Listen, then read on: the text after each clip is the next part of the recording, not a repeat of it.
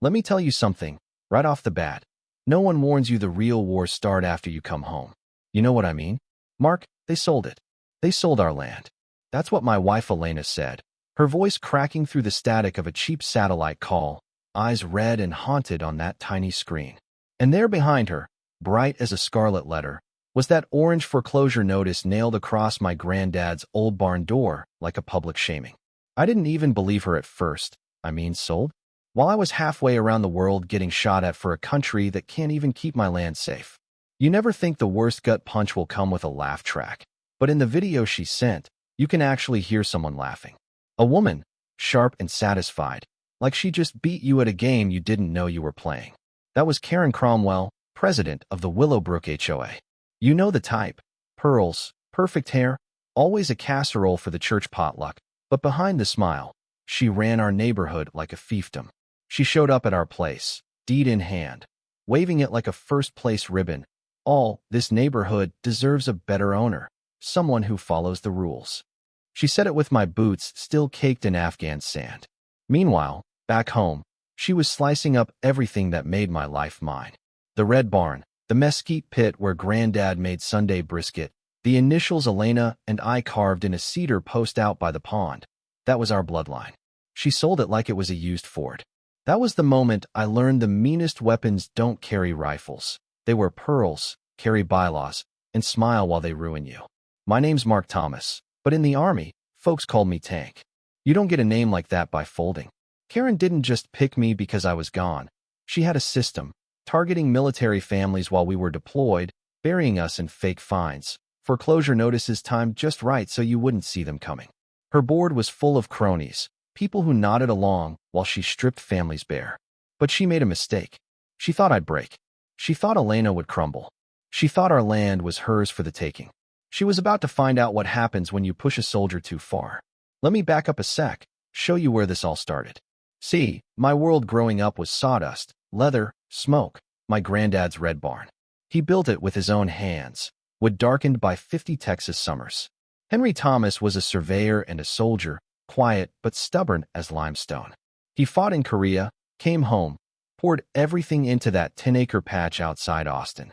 I'd trail him around with a hammer twice too big for me, pretending to help.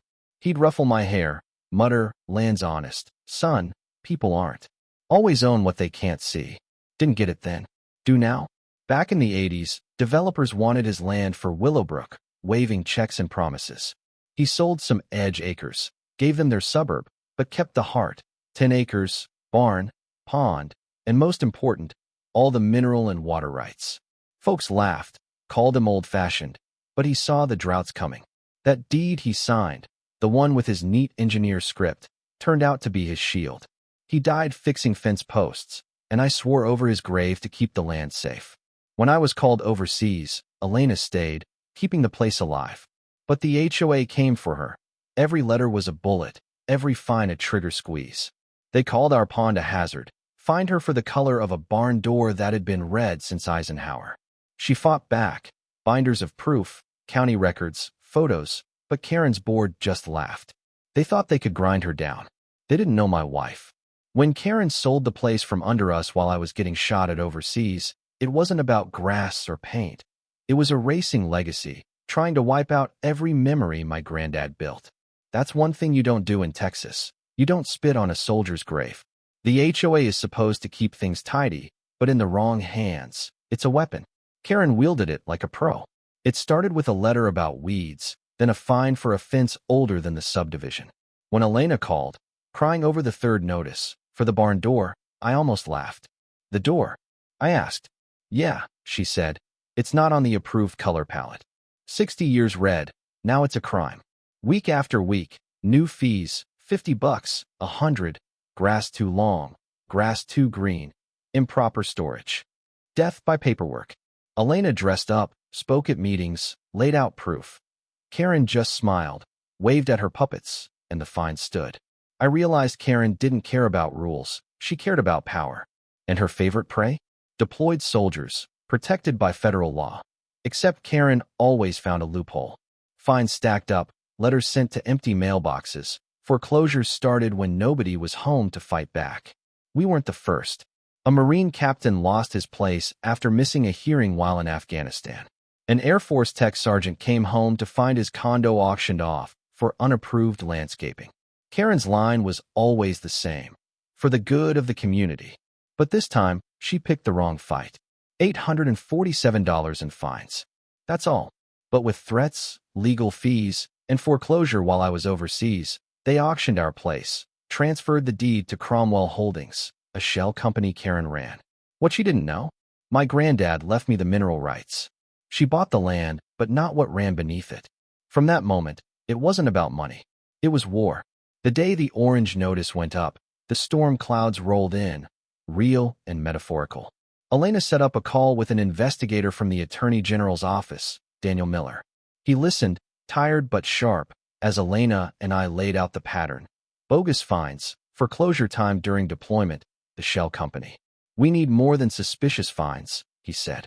We need a smoking gun. I grinned. We might have one. My granddad kept the rights to everything below ground. Miller's eyes finally woke up. You own the subsurface rights? Every drop, I said. Elena added, this isn't just us. Karen's targeted others. We've got records. Miller nodded. If you can show intent, bring me that evidence. The storm outside cracked, power flickered, the screen froze on Miller's tired face, but I promised him we'd get proof. Then, like something out of a bad movie, Karen Cromwell herself crashed into our barn, kicked the door off the hinges, two big men with her, HOA compliance muscle.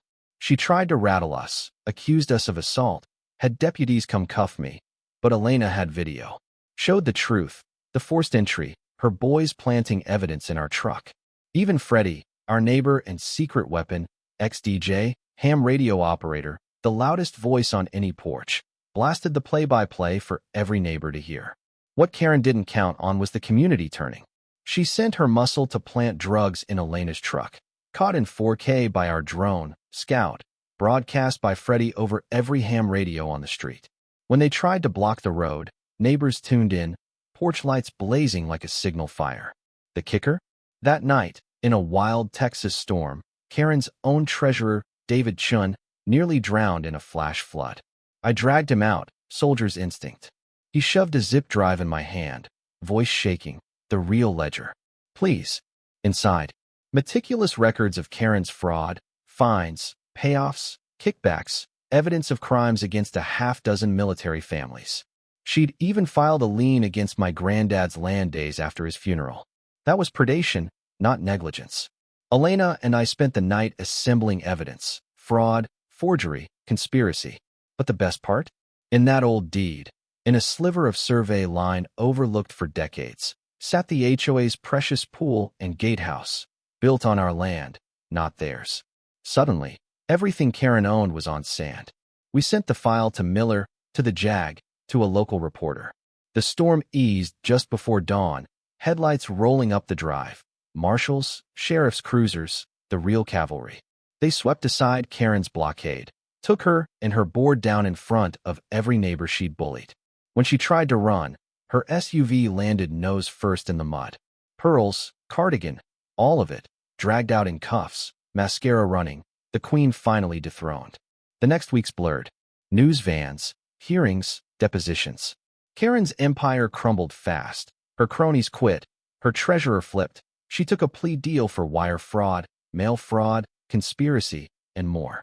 15 years, no parole for 10. That wasn't victory, not really.